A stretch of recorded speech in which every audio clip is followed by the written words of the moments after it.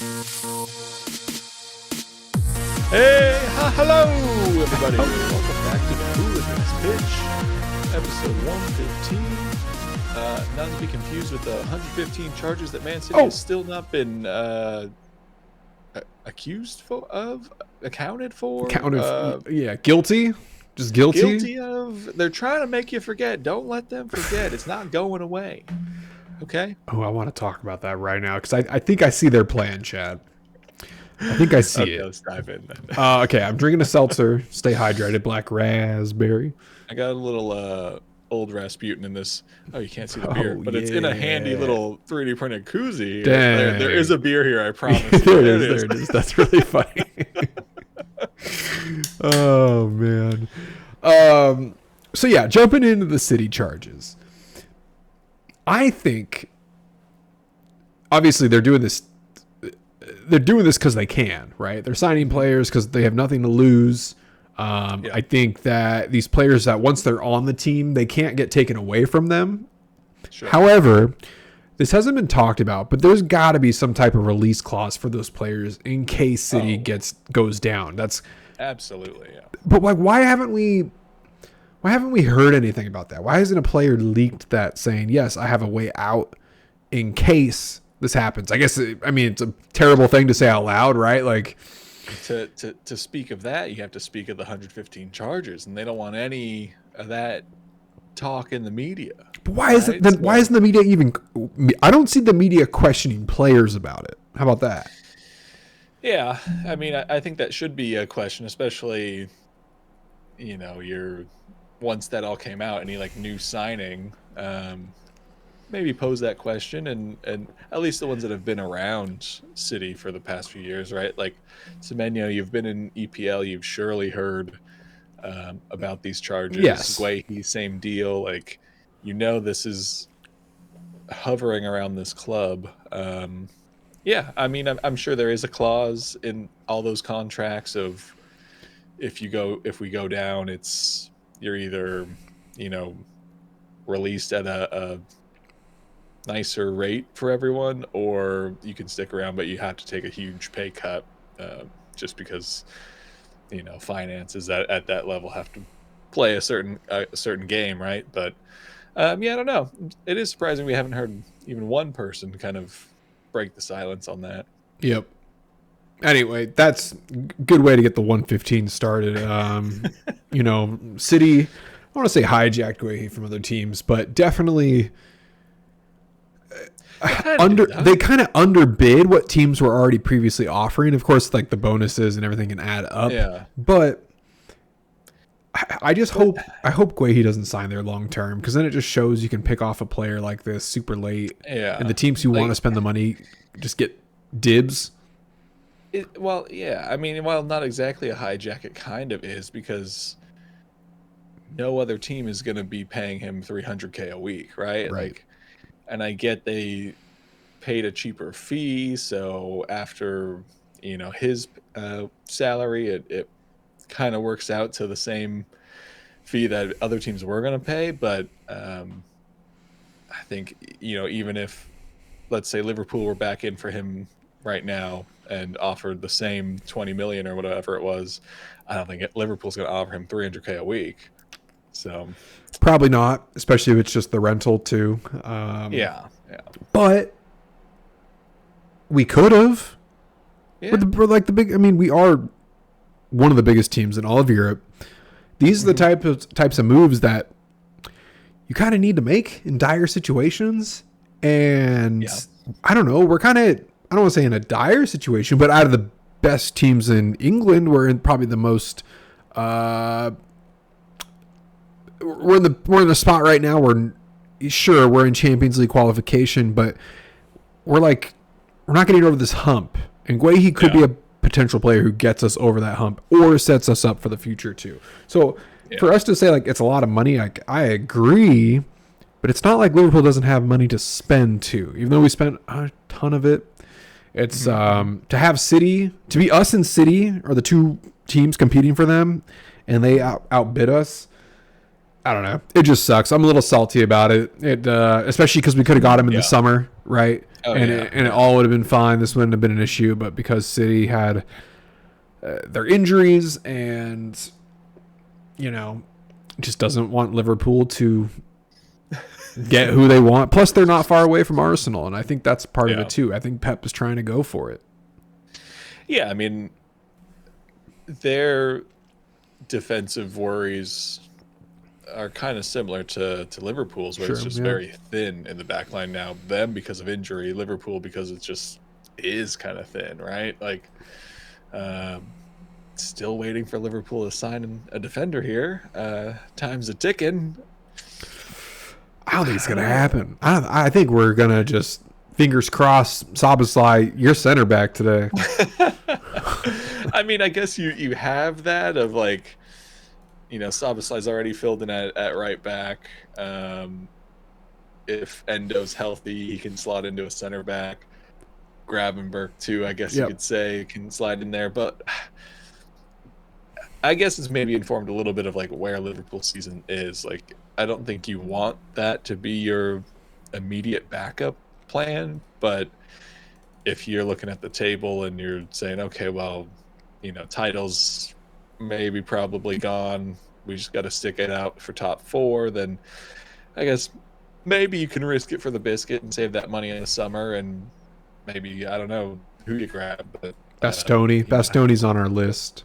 Okay, so biggest game of 2026 this past weekend, AFCON final. Senegal and Morocco being the host nation. Fun little tournament, especially when the knockouts started happening. That's when I started to tune in a little bit more to kind of see how teams were playing. When we hear Senegal, we all think Sadio Mane. When we hear Morocco, we think of their last World Cup run and the inspiration they gave to all of us. And I have to say, Chad, after the weekend, that narrative has shifted so much. One of the strangest games I've ever seen. Yeah. It'll probably go down as the best game in 2026 outside a World Cup final and maybe Champions. Like, it'll be top 5 for sure. Insane. It started out normal. Full 90, pretty standard game. But as soon as additional time... It was crunch time. was added, everyone they lost their minds. Like, literally lost their minds. Again, I watched more of the second half than the first half, but again, nothing controversial, nothing crazy. And then Senegal scores a goal. Somehow, some way, they fouled their way to that goal. And I couldn't disagree more, considering what we've seen as a foul in the box when you can wrestle and tussle and push. That was one of the softer times I had seen a foul get called on the offense for a goal being scored. And that shot that went too wasn't even the goal scoring shot where the foul occurred. Yeah. It was the shot prior, we'll call it. So right there, I was scratching my head for sure. I'd agree. Yeah. I mean, yeah, it looked like it was more of, I'll say, both players pushing off of each other, but not even really pushing off of each other. They just like both had arms extended and were just like keeping each other at a distance. Yeah, I didn't see anything wrong with it. If the defensive player was doing that against the offensive player, I don't think it would have been a PK. So the fact it's ruled a foul in the offense, like, well, that's okay. Wow, crazy call to make at that time, but let's move on. Yeah. And not only 3 minutes go by, and then arguably a very similar situation, more so a shirt neck grab, and then I'll say a tug, which just sent him flailing to the ground. Yeah, that one. This one hurts me to say because I do think it was a foul. I do think you can't do that. Like, the pulling is fine, but once you reach around the neck and you can kind of get your arm around the neck, that's when eyes go a lot more to almost the danger zone of head and neck area. Like, you should not be grabbing, like, ever. This was like a foul that you probably could have gotten away with pre-VAR. Yes. Post-VAR, they're always going to pick it out and probably penalize you for it. For sure. And because it wasn't on the jersey or wasn't his arm, was the head and neck area, and I think that's why it was so magnified. So I hate to say it, but I agreed with the PK call there. It was very soft, though. I think we can all say that player was going to the ground if he was grabbed by the shoulders or the back or anything. It just the defender just made the poor choice of grabbing him by the neck. But then, Chad, this is where I started texting you. I didn't text you about the PK call. Yeah. Senegal just crashes out. This was the crash out I wanted on the 5K, and I got it like 10 times here in this game. Oh, absolutely. I thought I didn't. Again, I understood Senegal's frustration after just getting a goal scored. A goal you scored that I thought was legitimate pulled away, and then 3 minutes later, the host nation gets a generous PK call going in their direction. I see the frustration. I see how you'd want to walk out on that game. However, they just set a precedent saying that if we don't like the call, we're just going to leave and we're going to make you wait for as long as we think that's necessary for. I don't like what they did, and I don't like the way the ref handled it. Yeah, I'd agree. I think if you step off the field and you say, maybe their coach didn't say it, but a majority of the team left the pitch and went to the locker room, the ref's got to blow the game. It's game over. You were opting not to play anymore. That's kind of what I was wondering is like, if Senegal wants to walk off, and I don't think it was all of them, but the majority.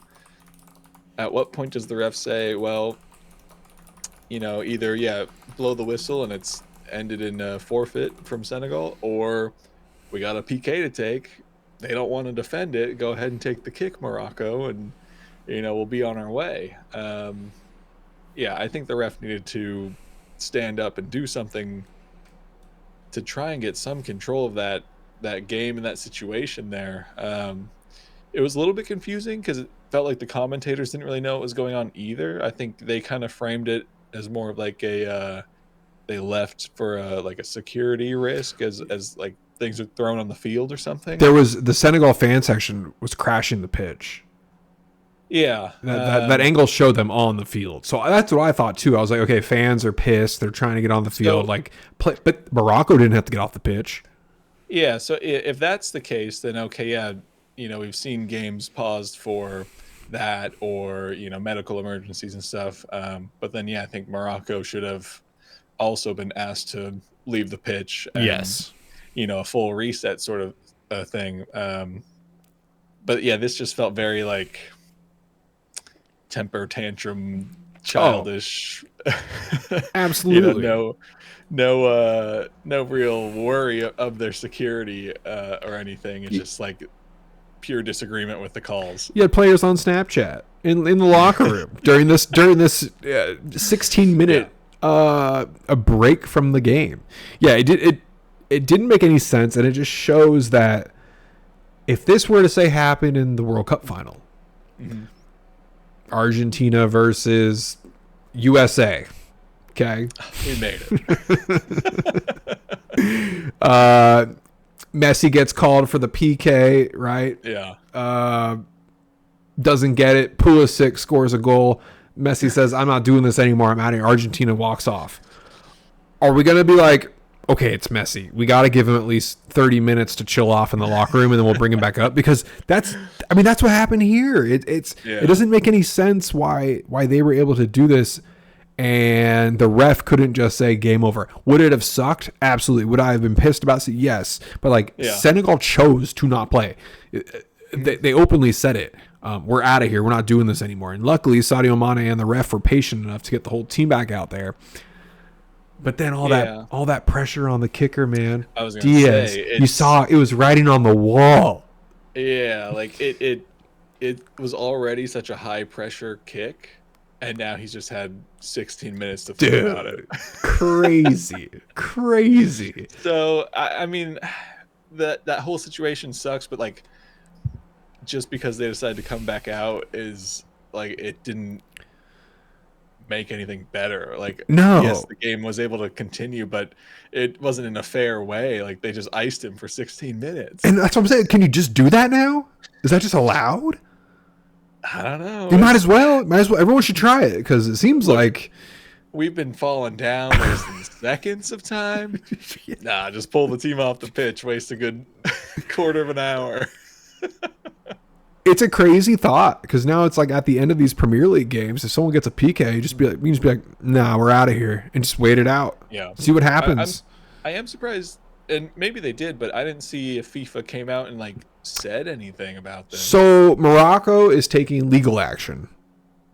Okay. They're trying to see what they can do because of how long it took them to essentially come back on the pitch.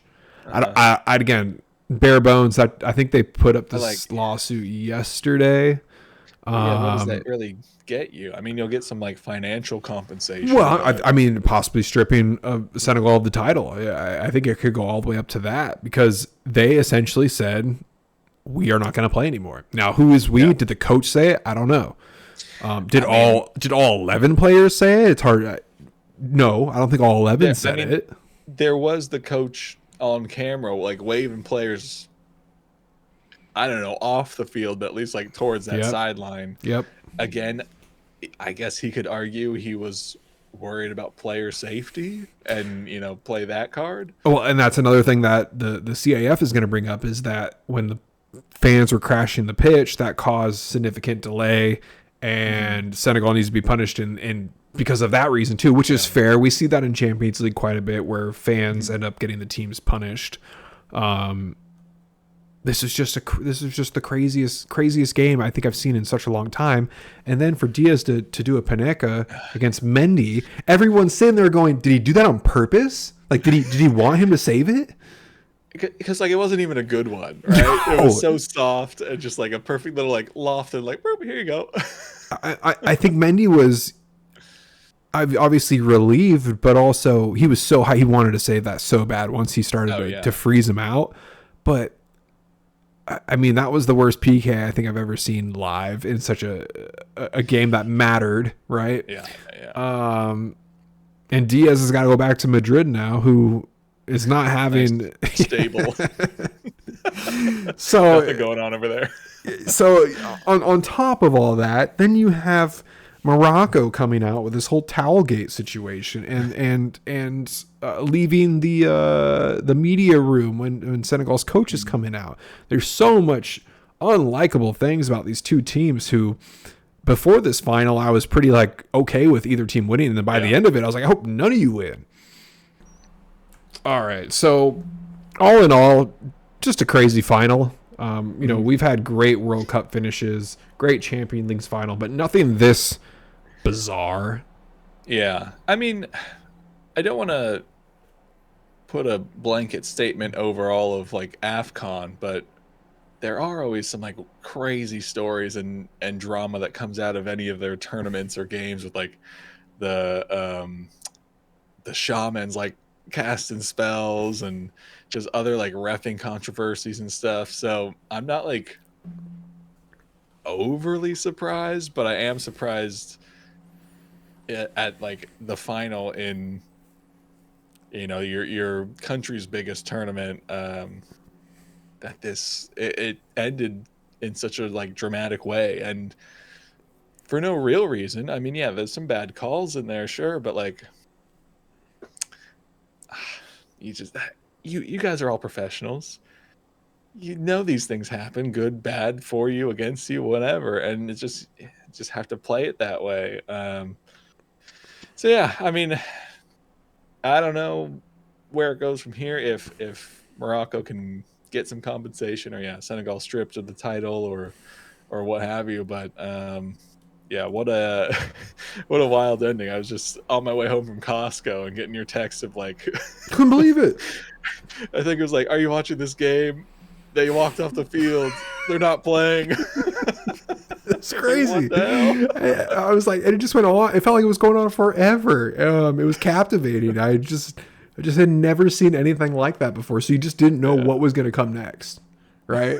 You just didn't. So when the Snapchat was happening and Sadio's trying to like get him to come out, and then Sadio's like, I'll be right back, and he runs in the locker room to go check on him. It's like, what is this? What is happening? Just silliness. Oh man, just so wild. Just a bizarre game. And then you got ball boys stealing Mendy's towels, and security officers stealing towels from him, which like, I don't know. Sure, I think, Zach brought up the rule. There's nothing against, like, there's no rule that says you can't do it, but like, really, like, we're going down to this level of trying to mess with equipment.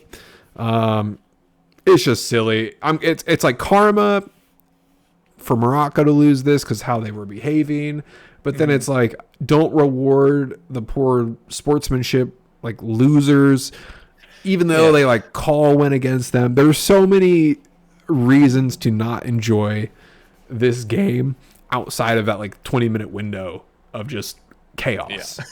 It was chaos. Insane. I mean, it's I think one that will be remembered for quite a long time. For sure. It's like, where were you January 6th? Where were you on the Afcon final? Like, I watched that live. It was crazy. Exactly. Like, unfortunately, it won't be remembered for like a good reason. But some technical difficulties here. We're back with part 2 of the episode, and we're just going to jump right back into Premier League and the interesting weekend we had of, we'll call it the top 6 all dropping points and no one taking advantage of other teams' failures. Starting out with Liverpool here, what a frustrating game against Burnley. So Liverpool has not had a win yet against the 3 newly promoted teams, and this is now our 4th draw in a row. It's at the point, Chad, where, Chabi's gone, Liverpool isn't losing. We're in this situation of just, okay, this is great that we're not falling in the table, but we could easily been gaining in the table the last couple weeks too if we get these wins against teams we probably should be beating. It's frustrating. Very frustrating place to be. Yeah. I mean, I think I saw Chabi. I don't know if he came out and said it, or it was just like reports that he wants to wait till summer to assess his options, which, fair enough. But I think, if you're Liverpool, if you're Slot, you're probably both kind of thinking of like, maybe this is coming to an end sooner rather than later. Just purely, I think, because Chabi's available, right? Like, I think Liverpool would eat this season and like let Slot build on it if Chabi wasn't available. But I don't know. We'll see. But I think, I think you were sending messages about the attack being frustrating in that game, and I didn't watch it live, but went back and watched the highlights, and absolutely frustrating to watch Liverpool get down there and try to do something. We got to get back to the old ways of finding better counter-attacking options, and once teams pack the box with 11 men in, it's just impossible to really get through. I'm happy Wirtz is finally getting his moment, definitely looking really, really good right now, which is an even bigger sign that Liverpool could maybe find a way to get Xabi in just because of that relationship they had. And yes, it's nice to see Slot unlocking him, but we know what Bayern Leverkusen did. They won Bundesliga after dethroning Bayern Munich for how many years in a row, right? So Slot is sweating. He's for sure sweating right now. He's showing that, Liverpool has won 2 titles in the last 25 years, and I've gotten one of them. Like, that's amazing. Like, he's saying all the right things, I think, to keep his job. And I don't even know if him getting fired is, or Liverpool letting him go is entirely his fault. Liverpool just wanted Xabi from the beginning. And I think that's something that now with some Bayern Leverkusen guys in the squad, there's familiarity, not just from the manager position, but from the players. I don't think, and this is no like disrespect, but players don't look at Arne Slot and go, that's someone I looked up to when I was playing and and throughout my childhood, Jobby was, right. We all recognize that name. We know what type of career he had. Going from Liverpool and then to Real Madrid. It's a tough spot to be in, and it's going to be even tougher if Liverpool have success in the second half of the year, right? Yeah. I think it's like two things. Like, Arsenal always talks about just looking for market opportunities in the transfer window, and this feels like that just on the managerial level. But then also, I think clubs and fans of clubs like the kind of romantic idea of, former player who was great for us coming back and coaching us years down the road. Like, if it works out, cool, or you have, your Frank Lampard that didn't really pan out, and I'm sure there's plenty of others that didn't pan out, but Xabi looks like the real deal. It looks like, from reports I've seen around Madrid, it seems more of just the egos of stars and what the board thinks this club should be doing. Like, I don't think it was a tactical issue. I don't think it was a coaching issue. Just maybe everyone thinks they're the biggest and best over there, and it's a lot to handle outside of the football. I mean, you're taking players at their peak and bringing them all in and hoping it all gels together. Outside of a couple players, I think Vinny's probably the one that has been there the longest and has kind of grown up with the club, while everyone else is kind of brought in because of their superstardom. And again, that whole Madrid situation is insane. Madristas waving the white flags in the stands was a crazy sight to see, booing the players. Every touch they had, they were booing. Yeah, definitely a shocker. Again, back to Liverpool. That game was super frustrating. I'm sure you are having similar thoughts with how your game went against Forest, right? I mean, it's like we have this potent attack. Why couldn't we slot one in here? Yeah. It's very much the same story of, obviously Forest desperate for points at this part of their season, and I think would have, tried to pack the box defensively anyway, regardless of where they were sitting. But, it's not something Arsenal's not used to coming up against, but I think so often we see Arteta set this team up to want to play Arsenal's game, which is fair, but when it's these teams that just want to pack the box, and it's Sean Dyche, so he's just been running these defensive plays the whole entire week, prepping the team. Like, I wanted to see trying to get some quicker breaks, just move the ball much quicker. Like, there were so many sequences where it was just a slow build-up, which gave Forrest so much time just to get back and get set. And, granted, there were some times Arsenal did kind of break through, and either defenders got back, like Murillo on Gyökeres, or Sells was making some great saves. And, it is what it is. But I think I just would have liked to see a switch of the game plan of full speed ahead, pure, almost counterattacking football, and just really run it to them. And then once you get your goal or two, then you can play your more controlled game. It's another frustrating one. Happy at least to get the point, happy to still extend the lead over City and Villa, but a 9-point lead sounds so much better than a 7-point lead, so I would have taken that. Yep. And with City retooling their lineup a little bit here, it's not out of the question, because we've seen in years past where Arsenal drops points deep into the season. So them looming and seeing what's above them is still a scary thought for Arsenal. I think at this point Liverpool is just too far behind. I think we're pretty content with being in that 4th spot. Of course, we'd love to climb a little bit, but again, 4 draws in a row. It's like we got to make up that ground. And with 2 losses above us and another draw for Arsenal, this top 4 situation is just going to be at this point. I think Villa is not going to climb anymore either. I think that's just the vibe I get from them because they've been inconsistent the last 4 games now. 2 losses, 1 win and 1 draw. City, though, we're just expecting that run, and maybe it came too early, right? They went on that hot streak, and Yeah. you know, we'll see what the new signings look like. We'll see how fast they get them in. They got Wolves on the weekend. This is the one. This is the one I check marked of Santa, please. Wolves beat City. At this point, Chad, with It could happen. with Glint beating City in the Champions League and City throwing out their, like, I'll call it their B+ squad.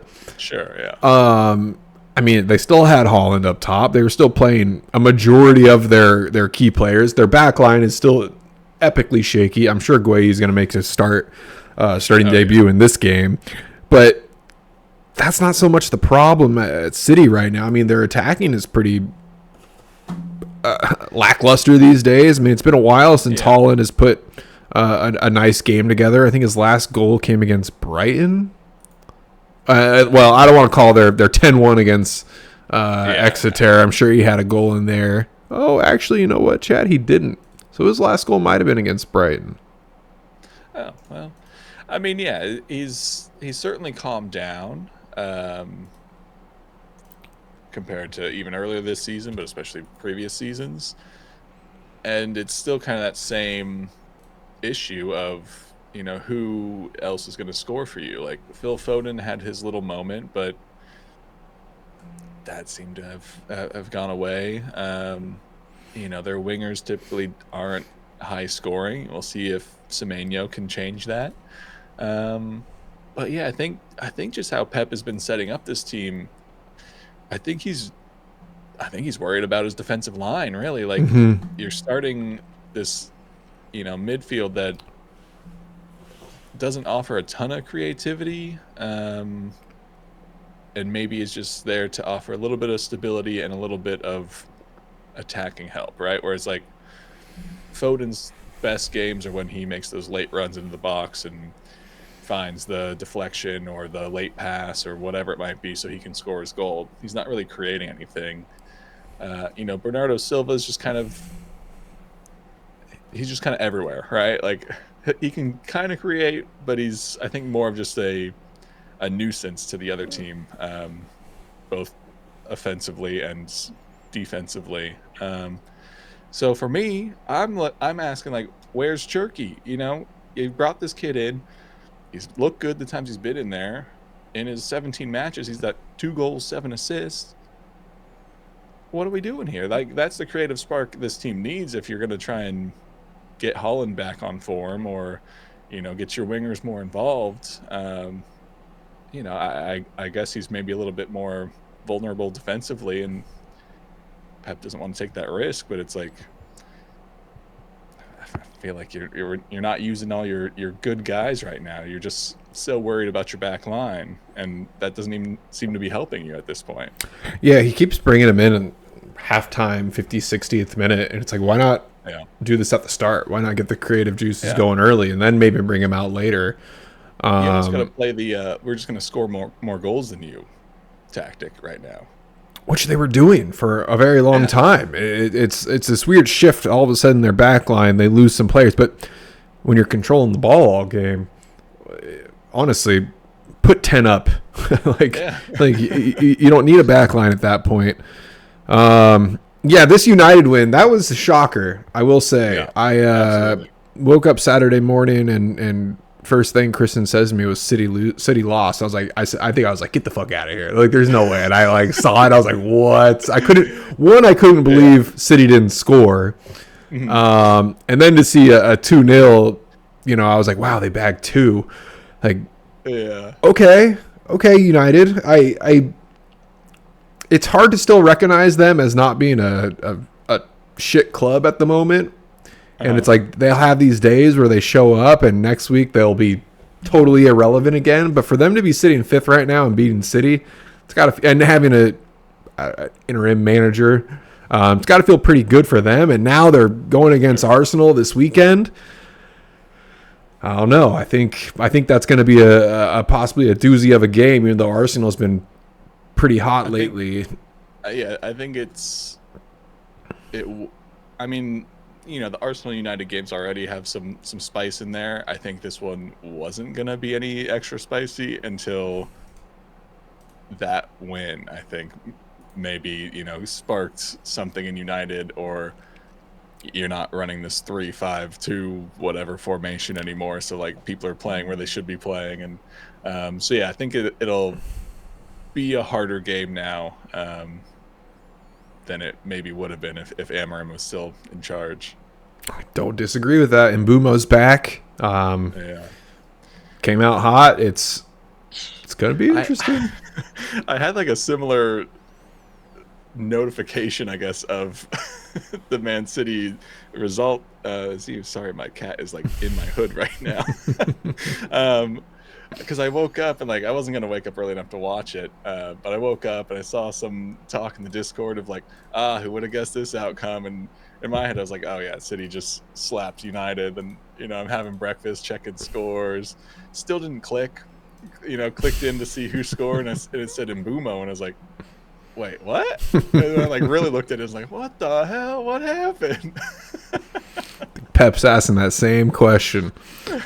Yeah, shocking result. I mean, this whole weekend was very strange in terms of where people won, who they lost to, where the points were dropped. I mean, Chelsea beating Brentford too. That was kind of a shocker considering Chelsea's form of late and Brentford's form. I expected Brentford to come out swinging, and we kind of got the opposite of this one. Again, no team right now is really telling me that they want to run away with this thing. Like, even though Arsenal's sitting in first, they could have easily had a couple wins in these last few games to really separate. And it just makes things interesting. Like, Liverpool, of course, isn't safe from being out of top four, and you could almost say the same from the bottom of the table right now. Leeds, I feel like, has been super hot lately, yet they're only 7-8 points out of relegation zone, and that could easily flip on them. It's really interesting. Interesting season. We said January is going to make or break some things, but it feels like we're right back kind of where we started in early December, with not that much gap in between teams. Yeah, well, I mean, you look at fourth all the way down through 12th is just a 6-point gap.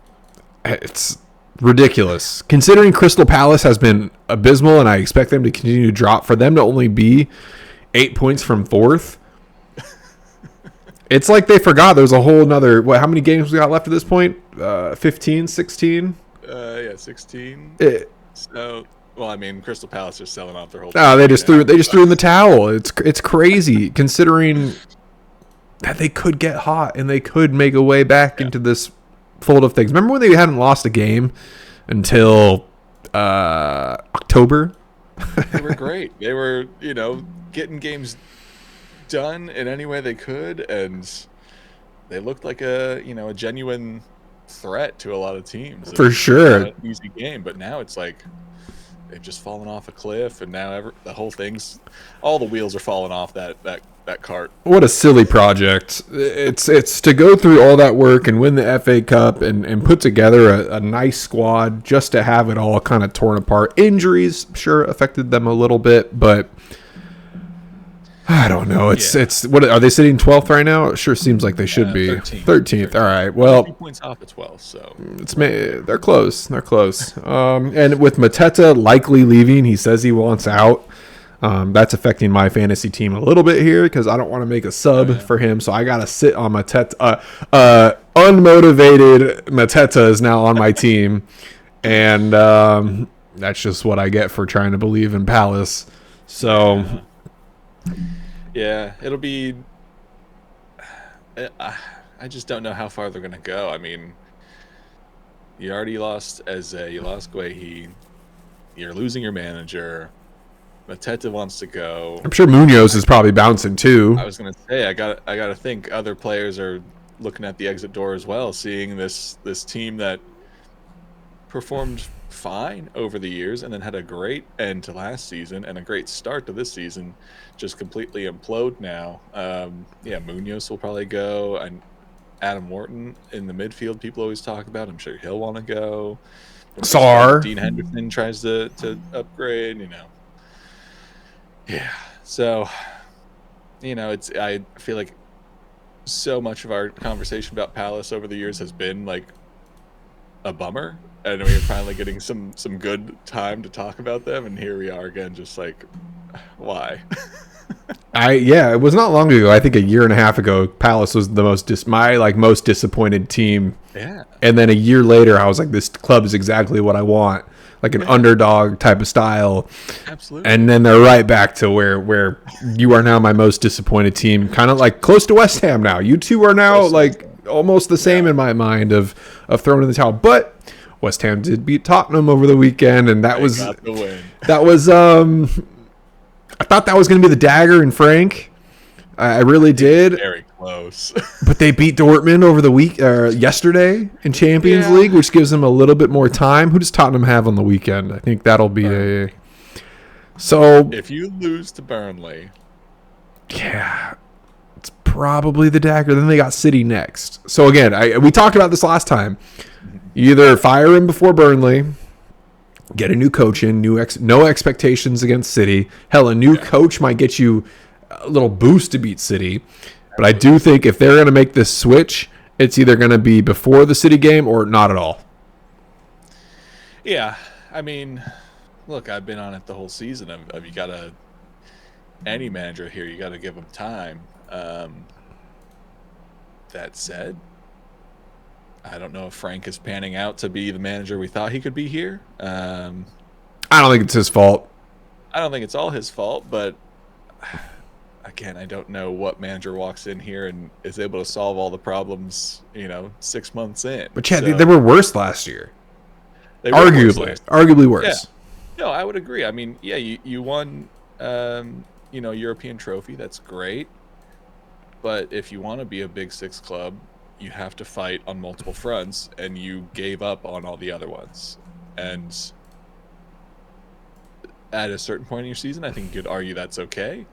But you should never have been in 17th if you're like actually going to want to be in the conversation with the top clubs and competing with that level of player and manager and stuff. So I don't know. I mean, well, they're likely going to knockouts in Champions League. Yeah, I think you're okay. I think it just depends what the club wants to see here. Do you just want to let Frank kind of have the year and see how things end and what improvements he's made along the way and moving forward, or is it gonna be more reactionary again of, okay, well, yeah, we aren't performing in the league, we're still in Champions League, but you maybe get knocked out next round, and can all kind of come crashing down quickly. I don't know. I know there's like fan unrest, and it seems like players are still on board, but I'm sure they get tired of losing games they feel like they shouldn't, and a turbulent time for Tottenham, as always, I feel like. But I just don't know who comes in and solves this problem. Yeah, that's my thing, is like, I don't know if Frank is the guy, but I don't think anyone can come in and change this in 6-8 months, even one season. I think it is your long-term project right now is to just like find stability and then start to build. Yep, you got to replace some of these injured players who are consistently injured, i.e. James Maddison, Kulusevski, Bentancur at times. I think seeing Solanke back against Dortmund yesterday was a pleasant sight. He played pretty decently. The rumor of Frank possibly going to Dortmund, though, I don't know if that was artificial just because that was who they were playing this week, so it's a good, catchy headline. But the victory was solid. I mean, don't take anything away from the victory. Dortmund's a solid club. But yeah, the future has always been weird for Tottenham, and I think if you keep Frank, everyone's got to be on board with it, including the fans, right? Because you want to back your manager, but seeing the boos, seeing where he came from Brentford, and Brentford's success now to Tottenham's not where they want to be, but again, better than last year, right? Better than last year. Yeah, I feel for Frank because I've always liked him. I've always liked his style. I just think Tottenham needs to retool a little bit harder. Yeah, and I mean, if you give Frank the time and he brings in players that he wants, I think he can get you that stability. I don't know if he has it in him to be a top manager, but I think at least, as we maybe have seen with Brentford, he can leave you with a team that can perform under a new manager, right? It's not this weird mishmash anymore. Go pluck from Crystal Palace. Yeah, absolutely. Yeah. Right? I'm sure Henderson. Hell, get Mateta. Like see what happens there. Even though Mateta is going from a bad team to a worse team currently in the table, and it's a new site. I think that'd be really interesting to see. I don't love it for me and having to root for Mateta on Tottenham, but I think there's some interesting fits there. Again, if they're trying to sell, I don't know. Table's in a weird mood right now. So yeah, I mean, top 4 teams haven't won a game in the past 2 match days, so that's crazy. That's a weird sight to see. Yeah, it's a weird one. All right, well, let's talk about the data loss. I don't wanna. I know we'll do a quick one, but for all the data nerds out there for soccer, FBref has pulled all of their advanced metrics because of, we'll call it FIFA and sports betting, and how Opta basically wants to provide sports bettors this high-end data to have. That seems to be the running theory here, right? Which makes sense, but it just sucks for all the people like us, right, who like to look at this advanced data to help with conversations, to give educated opinions about players that we have no idea who they are. I like looking at all that I like looking to see who had the most tackles in a week, players that stand out to me and I've never heard of them before. So it sucks for everyone in this kind of free use space. I think it's a big hit to people who just love sports, love box scores like myself, love to scan them and see what's going on. It's a bummer. Yeah, I mean, and it sucks because even the Premier League website doesn't really provide much in depth on their own competition, right? Like, you get goals, assists, passes, clean sheets, tackles, blocks. That's pretty much it. And there's so much more that goes on in these games, and FBref was pulling stats. I think that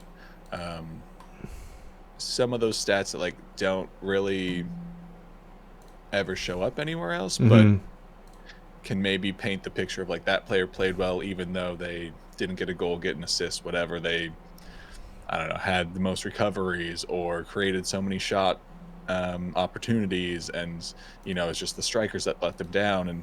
And it was all so clearly laid out and just so detailed that it was nice it was great. It was free. I wouldn't even mind paying FBref Me either. to get access to it, but for Opta to just completely pull it just so they can kind of bring the funds in-house, I guess, as they enter the betting worlds, it just sucks. There's a handful of alternatives, but for us specifically, we run our fantasy league off of FBref, and we got really good at digging through the data on there and understanding it, where to find it. Yeah, we studied it. We really did. We might clip this and tag them just to show what we were doing and how we use their website all the time, every day. Yeah, so hopefully they can get something figured out. Opta's not the only big stat aggregator in the world, so I'm sure FBref will be back in some capacity. But yeah, it's a dark day for the footy stat nerds. I was looking at the post they made. It was made at 4:28 p.m. yesterday, so I was pretty much on the website refreshing, and then that notification came up. We didn't miss anything. Yeah. It was just inevitable news. So, but luckily our league is all understanding. As the Waffle would say, make FBref great again. It's pretty good coming from a Canadian. Yeah, we can lead with that slogan. So yeah, that's, again, we'll figure it out It's we're good at improvising. Just to do this mid-season was a tricky one to manage. So who knows? Who knows what next year will look like? We might need to tweak some things and figure out another format. That's it. We keep rolling. Yeah, we'll make work of it. Last piece of news, Chad. Okay, I think we end on this one. The Beckhams blowing up. We don't really do pop culture here, but why not? It's been a weird episode with a lot of topics. Pop culture and footy. So the news that Victoria Beckham hijacked Brooklyn Beckham's, her son's first dance. There's got to be a video out there, and I'm dying to see it. I'm sure there is somewhere. I saw some people commenting that like they were very strict about allowing phones in and like had everyone put them in baskets or whatever. I don't know. So, but undoubtedly there is a video somewhere. Whether it's through a phone or a professionally shot thing. But come on, leak the video. This is TMZ money all over it. Like I need to know what happened. And I saw, it's funny. I saw a clip that someone posted. It said like Victoria Beckham dancing with Brooklyn, and it was a not the right video, but it was one of her just grinding all over like someone. I was like, there's no way that's her. And it got me for like 10 seconds. I was like, that's crazy work if this is true. And the video was not true. It did make me laugh, but it just made me wonder, what does that look like? And their whole, Brooklyn's main complaint is that it was always the Beckham brand first, which I kind of get. I get having super famous parents like that, where they their name is bigger than a lot of things in this world, right? I think a majority of the people in this world know what Beckham is, right? Without any context. So I understand his frustration behind it. I'm sure it's exhausting. I'm sure if he wants to go do something, his parents are probably saying this could hurt us in the long run. So I get it. I get why he said what he needed to say. It's funny. I think if David Beckham was in Brooklyn's shoes, he would say the same thing too, which he kind of did back in his day. Back in the day, yeah. Right? He was kind of like, screw you guys, I'm David Beckham. Well, this is Brooklyn Beckham saying that exact same thing. Yeah. I mean, I think it's definitely a hard one of like, it is family. You try your hardest to make it work.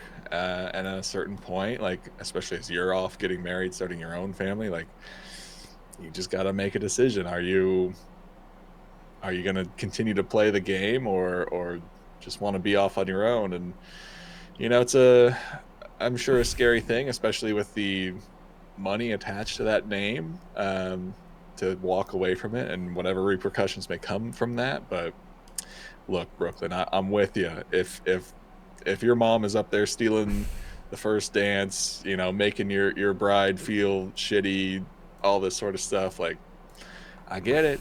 It's time to move on. That's crazy. It's crazy. Yeah. So, Champions League starting up, Chad. I'm going to start tuning in to Liverpool and Marseille. That's kind of the standout game for me.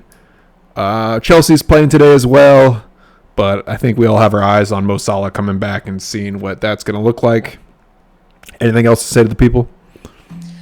No, I mean, I just, I guess my last parting gift is to tune in to that Man City versus Wolves game.